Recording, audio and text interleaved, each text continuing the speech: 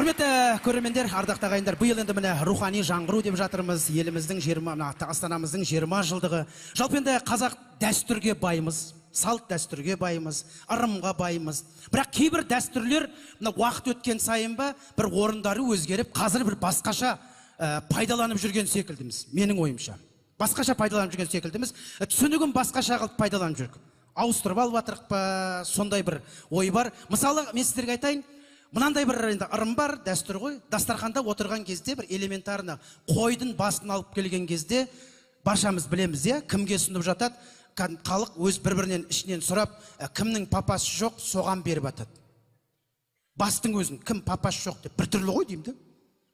Алдыңа бас келген кезде бір әкең есіңе түсіп кетеді. Бір жақында бір қонақтыққа бардық, бір бас бір столды айналып шықты. Мен папам бар, мен папам бар, мен папам бар, папам бар деп жаңа. Мен айтам да, не болды бас ұстасаң? Ода тұрған не бар деймін да. Бас ұстап отырсаң, папаң звондамайды ғой саған. Балам, сен что-то басымы жеп жатқан жоқсың ба? Что-то давлением көтеріліп отыр, осы бар ғой.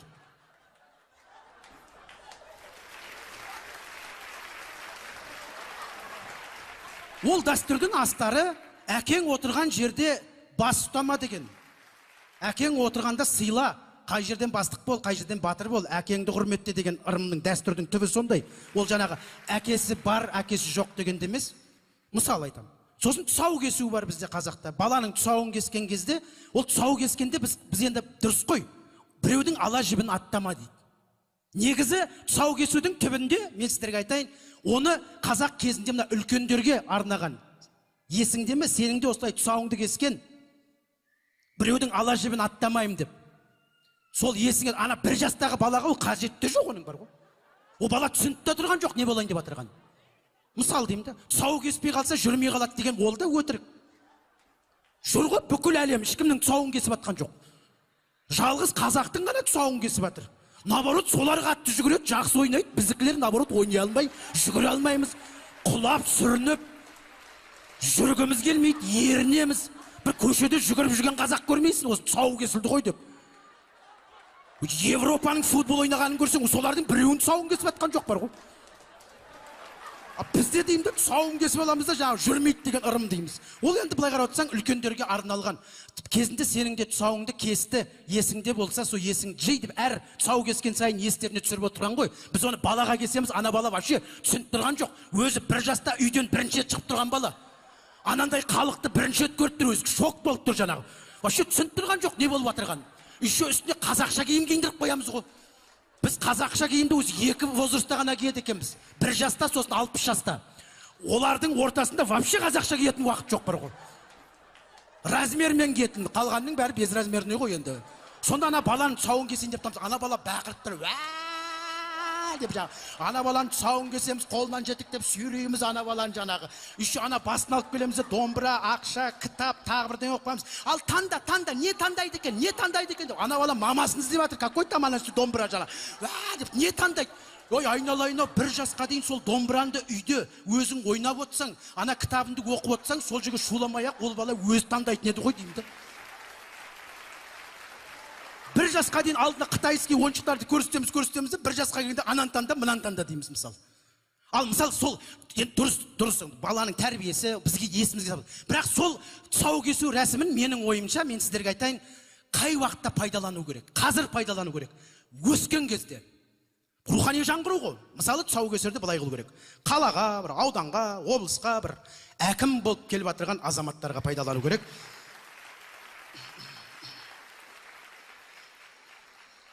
Мысалы, әкеліп таныстырады ғой, қаланың әкімі, облыстың әкімі деген кезде кәдімгідей келіп, кәдімгі үлкендер аяғына ала жібін байлап, ешкімнің ала жібін аттама бұл облыста.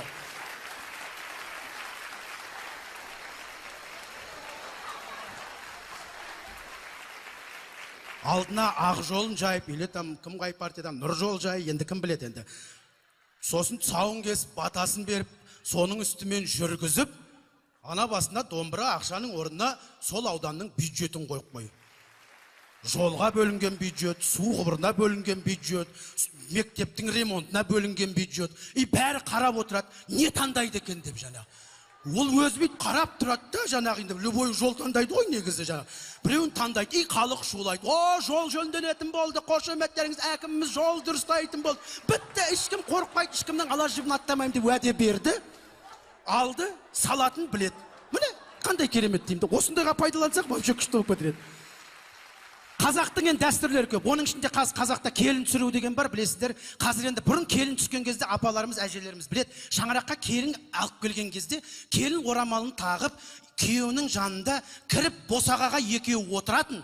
Мен өзім білем, тіпті есімде баяғы аға жеңгелеріміз. Үлкендер жағы төрде отырады, екеуіне батасын береді.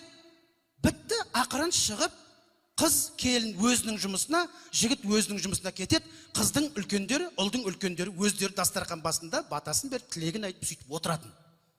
Бұрын. Қазір қалай? Қазір деген ой, үлкен ата әжелерден қазір құтылып жатыр.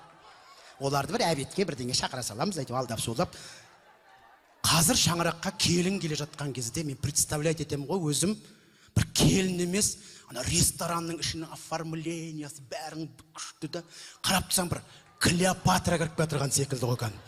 Клеопатра кіріп кетірген секілді. Шын айтайын бар ғой, кән ведущий шығып айқайлайды. Ардақты ағайын, келін келді дейді. Мына жақтан 10 қыз, мына жақтан 10 қыз. Ана келін деген бір шатырдың ішінде музыка ойналып жатыр. Деп Клеопатра кіріп кеткен сияқты бәрі орнынан аттырады, шапалақ ұрып жатыр кәдімгі бар ғой. Аппаратта төрге отырады. Сондай ғой қазір шаңыраққа Клеопатра келіп жатқан сияқты. Бұрын келіндер шаңыраққа түскенде қазақ айтатын, 30 күн ойын 40 күн тойы дейтін. Сонда 40 күн тойлаған ғой қазақ кезінде. Сонда қазақ 40 күн тойлаған кезде келін қазан ошақтың басында, күнде қонақтық болғаннан кейін, күнде қазан ошақтың басында жүрген, өздеріңіз білесіздер. Содан кейін сол қазан ошақтың басында үйреніп кеткен өзі. Күйеу бір жаққа барып қайтайық десе, уақытым жоқ, бірдеңе күйіп кетеді, бірдеңе пісіп кетеді, бірдеңе неғып кетеді, осы жерде қала берейінші. Күйеу қазан ошақтың басынан орыс шығара алмаған, жүрші енді, жоқ, атама шай берем, апама шай берем деп. Қазір той біткеннен кейін өзіміз путевка береміз, 30 күнге, 40 күнге Дубайға, Турцияға. Бітті ғой. Одан кейін ол келін үйге келгеннен кейін қайтадан сол жаққа тартып тұрады. Күйеу бала мазасын жеп, қашан Турцияға барамыз, қашан Дубайға барамыз, Мальдивге барып қайтайық, ана жерден шаршадым, мен білмеймін, әйтеуір қазіргі келіндер неден шаршап жүретін бар ғой. Әйтеуір бітпейтін стресс қазірғыларда. Баяғыдағылар әйтеуір стресс дегенді білмеген ғой. Қазір келіндер да, келіндер басқарады, оны жасыратын ештеңесі жоқ. Ленинизмнен құтылып едік, енді келінизм келе жатыр, енді осы.